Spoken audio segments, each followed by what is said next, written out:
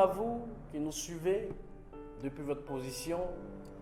Merci de nous prendre la marche, de nous suivre dans ce temps dénommé Parole de victoire.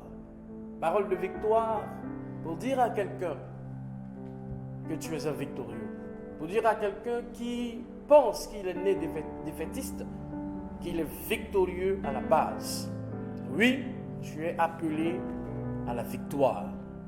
En ce jour, le thème qui nous réunit, le thème autour duquel nous allons travailler, le thème qui sera pour moi ou pour toi un catalyseur qui va te donner de croire en toi, qui va te donner de croire en l'avenir, qui va te donner de croire en toutes choses. Amen.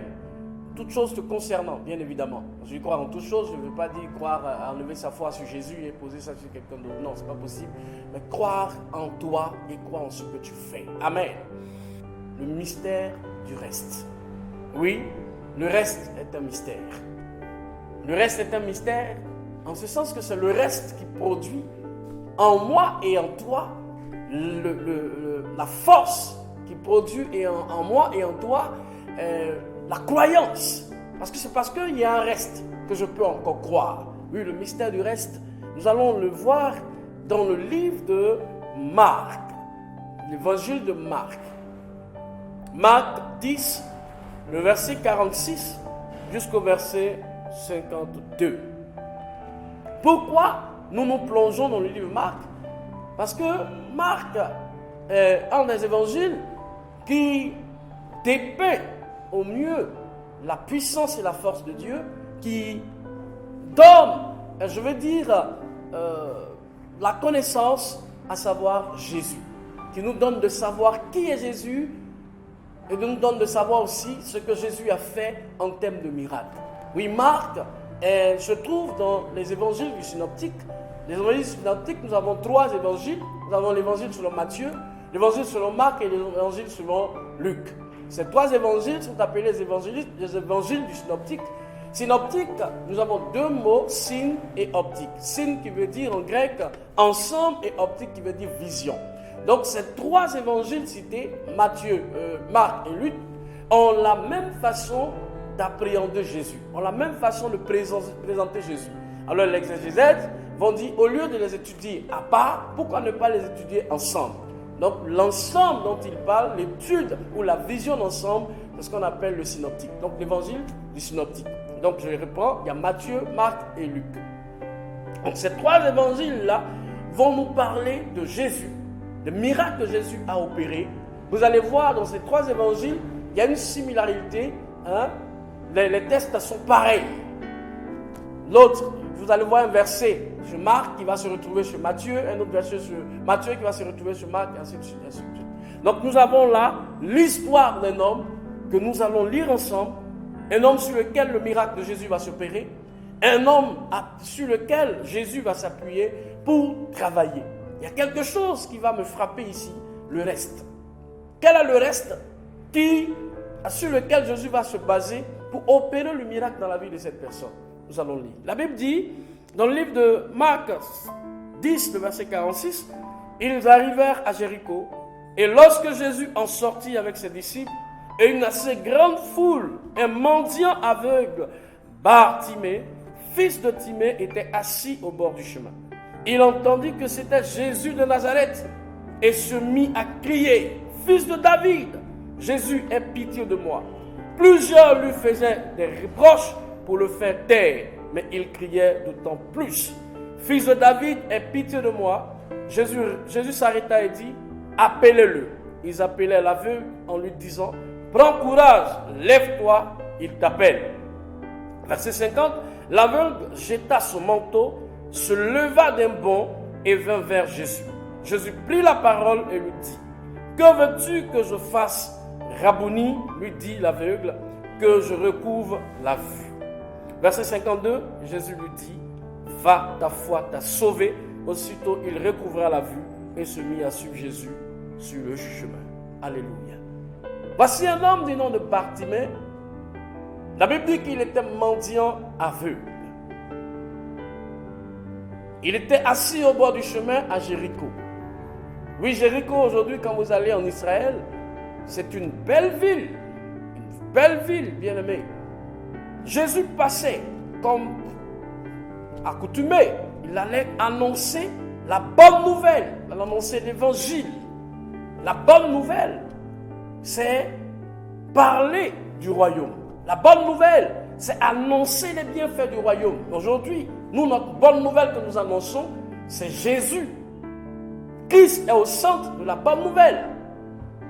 Alléluia. Christ est au centre de la bonne nouvelle. Donc cette bonne nouvelle aujourd'hui, c'est ce que nous sommes en train de voir. Dans la bonne nouvelle, il y a la résurrection. Dans la bonne nouvelle, il y a le miracle. Dans la bonne nouvelle, il y a la joie. Alléluia. Donc nous sommes aujourd'hui à Jéricho. Voici un homme. La Bible dit qu'il est mendiant aveugle. Mais je vais un peu m'attarder sur son nom. La Bible dit qu'il s'appelle Bartimée.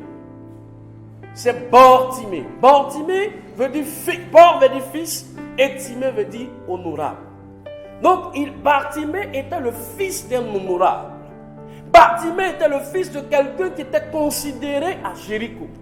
Bartimée était le fils de quelqu'un qui était très distingué à Jéricho. Mais voici que le fils d'un homme distingué va se retrouver au bord du chemin pour mendier son pain. Au bord du chemin pour demander la nourriture. Mais c'est quand même bizarre. Comment l'enfant d'un honorable peut se retrouver au bord du chemin?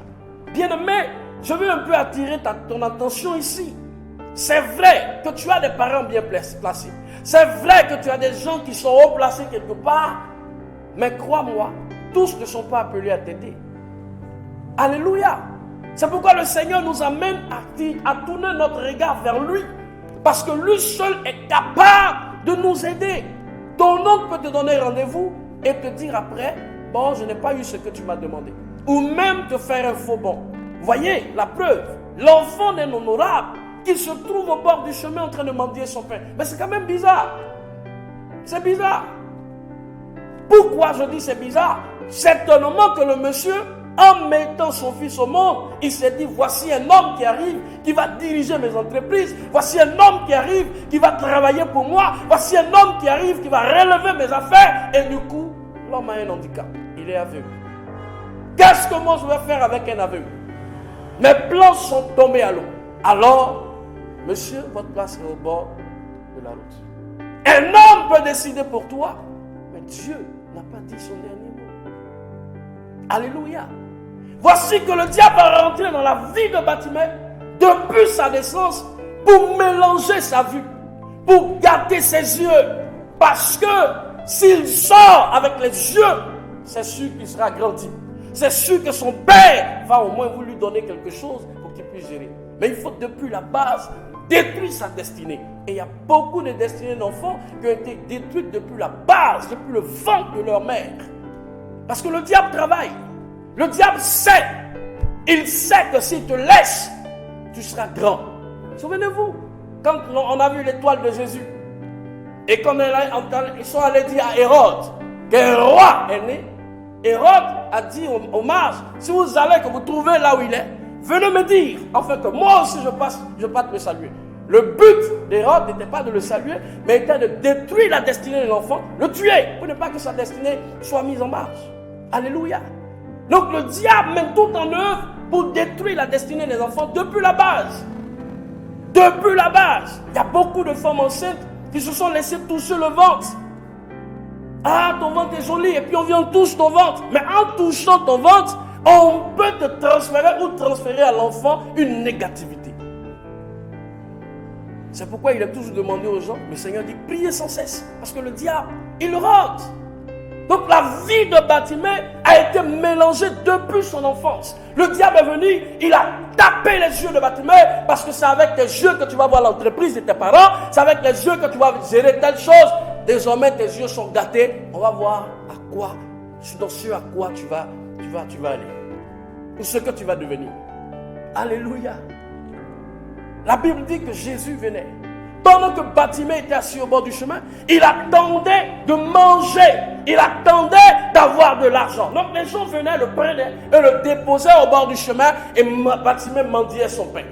Alors Jésus va arriver et la Bible dit que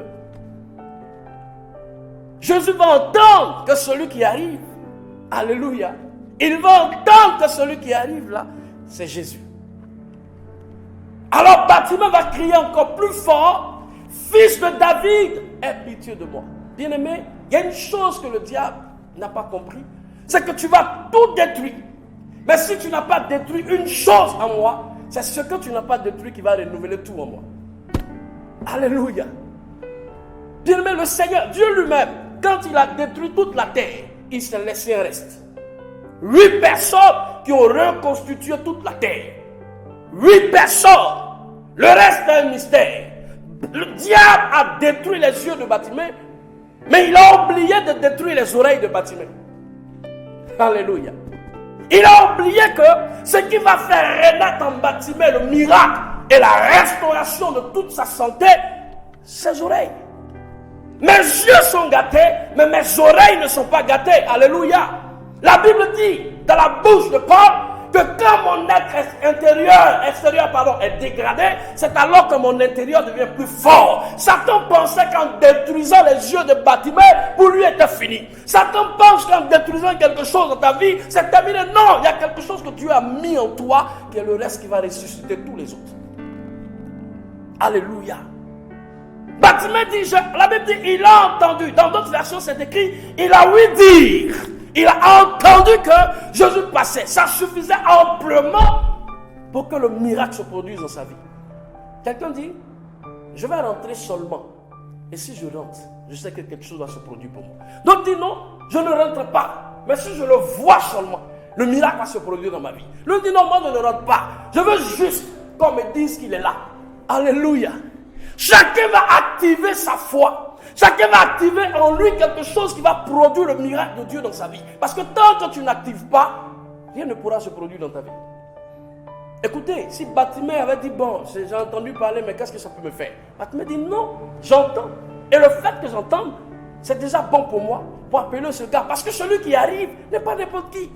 La Bible dit dans le livre de Jean 14, verset 6, Jean 14, verset 6, la Bible dit ceci. Jésus dit, moi, je suis le chemin, la vérité et la vie. Moi, je suis le chemin. Et Jésus pourrait s'arrêter à je suis le chemin, la vérité et la vie. Mais il a mis un pronom indépendant, moi. Moi, pour dire que de tous ceux qui sont venus, il n'y a que moi seul qui soit capable de te donner le chemin. Il n'y a que moi seul qui soit capable de te donner la vie. Il n'y a que moi seul qui soit capable d'être vrai. Alléluia. Bartimée dit non, moi je ne laisse pas ça. Bartimée a crié plus fort. Bien que les gens criaient à Bartimée pour le faire taire, bien que les gens voulaient que Bartimée se taise, parce qu'il y a toujours comme ça les gens. C'est ceux-là qu'on appelle les ennemis du progrès. Il y a toujours des ennemis du progrès dans toutes choses. Quand tu veux progresser, ils vont toujours venir te dire, toi comme ça aussi tu peux arriver à ça. Toi comme ça, les gens ont fait, ils ont échoué, toi, bien aimé, les gens c'est les gens, moi c'est moi. Eux, moi, ne sont pas pareils. Eux, moi, ne sont pas... Non. Chacun est venu pour un but bien précis. Ce n'est pas parce que l'autre a échoué que moi j'échouerai. Je suis désolé. Alléluia. La Bible dit, tais-toi. Tout le monde dit, oh, tais-toi. La Bible dit, il va dire, fils de David. Il n'a pas dit Jésus seulement, mais il a dit Jésus, fils de David. Avait-il besoin d'ajouter fils de David? Est-ce qu'il avait besoin de dire fils de David? Mais en disant fils de David, Bartimée était en train d'établir la royauté de Jésus. Bartimée était en train d'établir la domination de Jésus. Parce que la Bible a dit à David, Dieu a dit à David que la royauté et la domination ne sortira jamais de ta demeure. Et Jésus est un descendant de David. En disant cela, il est en train de dire, toi à qui appartient la domination, regarde, mes yeux sont gâtés. Domine sur mes yeux afin que je puisse voir. Alléluia. Vous savez, nous marchons avec Jésus. Il est bon de le connaître. Il est bon que chacun de nous ait une façon particulière d'appeler Jésus. Parce que si tu appelles Jésus comme tous les autres, rien ne se produira dans ta vie. Alléluia. Bien aimé, chacun de nous est passé dans un quartier, chacun de nous est passé dans une école, chacun de nous est passé dans un endroit et il y a un nom particulier qu'on lui a donné. Vous savez, quand vous êtes à un certain niveau et que vous avez eu des familiarités avec des gens quelque part dans un quartier, les gens vont vous appeler à partir du nom qu'ils vous donnaient dans ce quartier. Ça va vous permettre de savoir que celui qui vous appelle là est différent de ce que je vois là maintenant. Alors je peux lui donner un traitement de faveur. Bartimée dit, moi je ne l'appelle pas comme tous les autres, fils de David. Parce que je sais que celui-là, il a la domination en lui. Je sais que lui là, il a la royauté en lui. Or la Bible dit que celui qui règne au-dessus de tout se nomme Jésus. Alléluia. Bartimée a compris une chose. Et quand il a crié à Jésus, Jésus dit, appelez-le. Amen. Appelez-le. Et on appelle Bartimée. Et Bartimée, Jésus lui donne de voir. Et Jésus dit à Bartimée, ta foi t'a sauvé, ta foi t'a guéri. Amen. Bien-aimé, certainement, je ne sais pas ce que tu traverses. Je ne sais pas ce que tu vis. Les choses ne bougent pas comme tu veux. Mais tu as une bouche. Tu as les yeux. Tu as les mains. Tu as des pieds. Certainement, peut-être que tes pieds sont malades. Et tu es couché à l'hôpital, tu n'arrives même pas à te mouvoir. Parce que la maladie t'a cloué au lit. Mais parle, par la parole, par la bouche, Dieu peut remettre à nouveau tout ce qui est gâté et tout ce qui est détruit. Je t'appelle ce matin à ne pas te décourager. Il y a un reste en toi que le Seigneur veut utiliser pour te rendre heureux. Il y a un reste en toi que le Seigneur veut utiliser pour te mettre sur le toit de l'univers. Bien-aimé, ne te décourage pas. Bien-aimé, ne baisse pas les bras. Continue de croire en toi. Continue de croire que quelque chose de bon peut sortir de toi. Continue de croire que quelque chose de merveilleux peut sortir de toi. Alléluia. Continue de croire. La Bible a fait mention de Nazareth. J'ai vu Nazareth. En Nazareth, il n'y avait qu'une seule source d'eau. Il n'y avait qu'un seul puits où Marie, mère de Jésus, s'y rendait pour puiser de l'eau. Mais aujourd'hui, Nazareth est une splendide ville. Des constructions partout. Il y a de l'eau partout.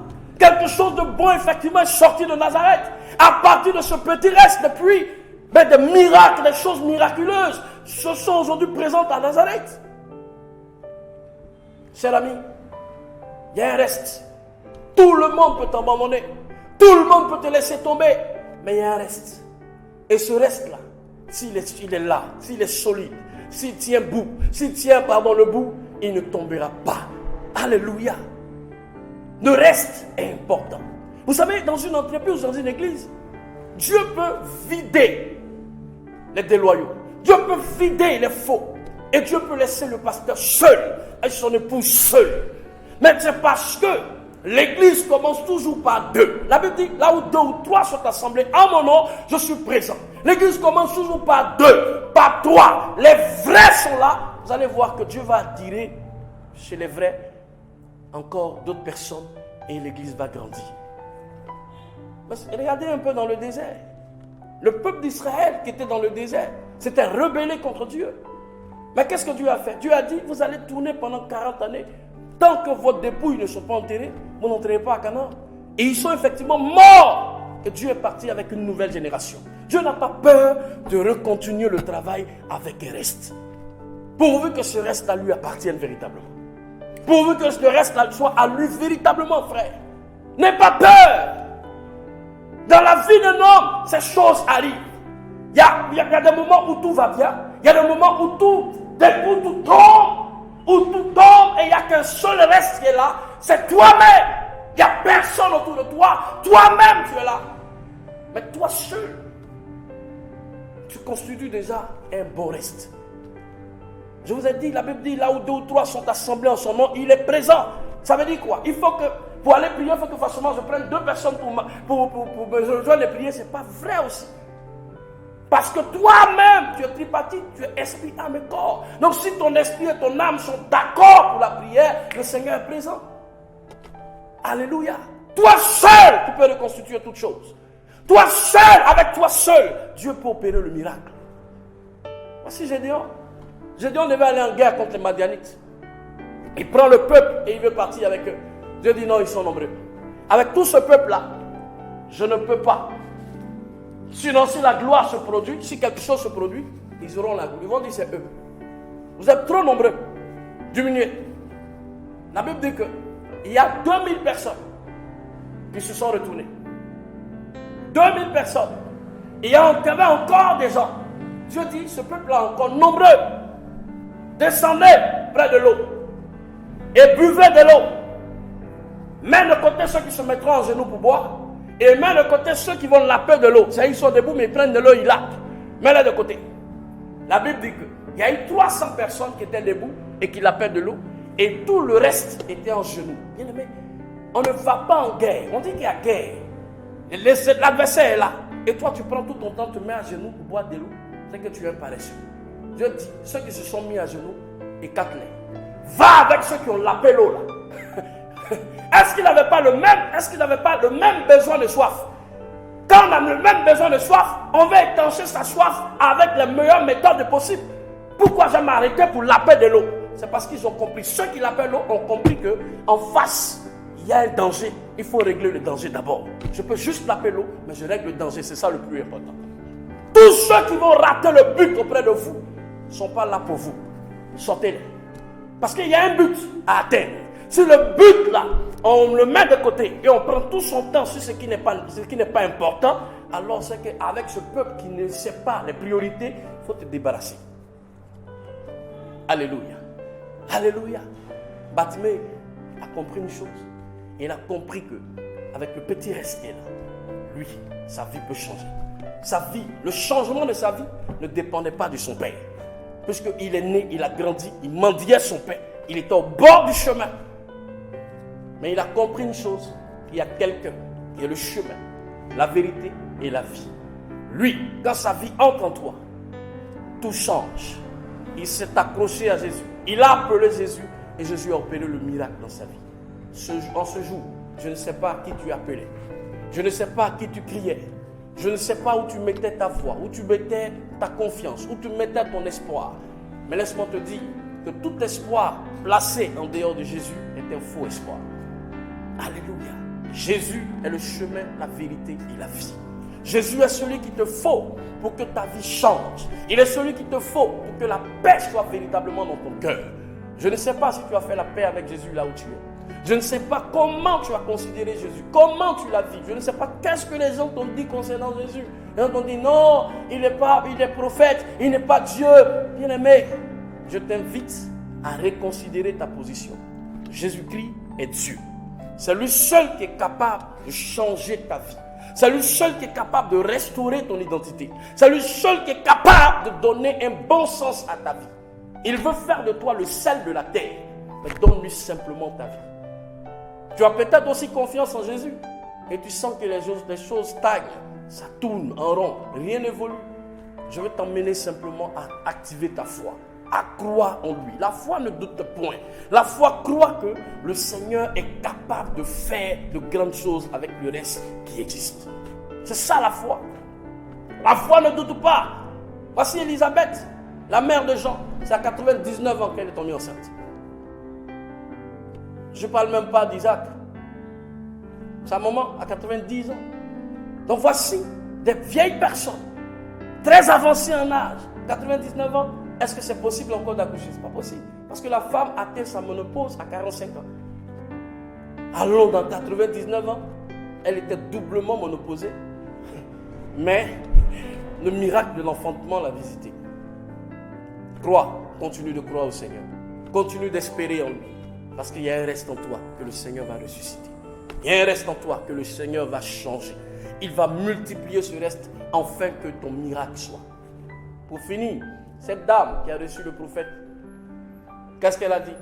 Elle a dit, cette petite farine qui reste là, si je mange ça, mon fils et moi nous mangeons ça, après ça nous mourrons. Le prophète a dit, prends et fais-moi un bon gâteau pour que je mange. Il n'a pas dit pourquoi on mange, il dit pourquoi je mange. Et elle a fait un bon gâteau avec le reste. Mais tout le temps que la famine a duré et perduré en Samarie, cette femme n'a manqué de rien, elle et son fils. la nourriture ne faisait que continuer de couler dans sa maison. Couler dans sa maison. Couler dans sa maison. Parce que le petit reste là a créé le miracle pour elle. Le miracle de la subsistance. Le miracle de la gloire. Le miracle de la provision divine. Bien-aimé, Dieu veut travailler avec toi. Mais il y a un reste en toi qui doit lui appartenir. Il y a un reste en toi qui doit lui appartenir. Il y a peut-être toutes les choses que tu ne veux pas, que tu as refusé de donner à Dieu, mais il y a un reste. Satan est venu, il a pris beaucoup, il est parti, mais il y a un reste. Ce reste, crois en ce reste. Amen. Ils ont peut-être volé tous tes instruments. Il te reste seulement une petite caméra. Avec la petite caméra, appelle la télévision. Alléluia. Alléluia. Que Dieu te bénisse. Que Dieu bénisse ta vie. Que Dieu bénisse là où tu es. Je ne sais pas ce que tu entreprends, mais que Dieu bénisse tes entreprises. Que la main de Dieu multiplie le reste qui est dans ta main. Que la main de Dieu appelle le reste et multiplie cela. Multiplie cela au nom de Jésus. Que Dieu multiplie cela. La Bible dit que Jésus est en train d'enseigner la foule. Et il y a un petit qui s'est débrouillé qui a envoyé 7 éléments. 7 éléments. Il a envoyé 5 pains et 2 poissons. 5 pains et 2 poissons. Et Jésus a prié dessus, il a rendu grâce. Le chiffre 7 est le chiffre de la perfection. Le chiffre 7 est synonyme aux 7 jours de la semaine. Donc lundi, mardi, mercredi, jeudi, vendredi, samedi et dimanche. Les 7 éléments, le Seigneur va multiplier ces 7. Et la Bible dit que toute la foule qui était là a eu à manger. Et il y a eu 12 paniers. Chacun partait avec 12 paniers. Les 12 paniers sont synonymes des 12 mois de l'année. Donc les 7 jours de la semaine vont appeler le miracle des 12 années, des 12 mois de l'année. Donc tu mangeras avec le Seigneur. Tu ne manqueras de rien depuis le début de l'année jusqu'à la fin de l'année. Que le Seigneur te bénisse et qu'il bénisse ton reste. Que la main de Dieu soit posée sur ta vie. Que là où tu pars, là où tu vas, que le miracle de Dieu t'accompagne.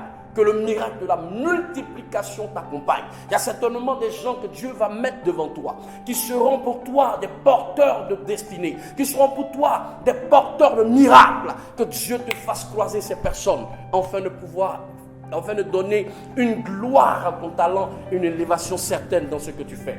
Que la main de Dieu soit posée sur toi. Shalom, shalom, et que Dieu nous bénisse.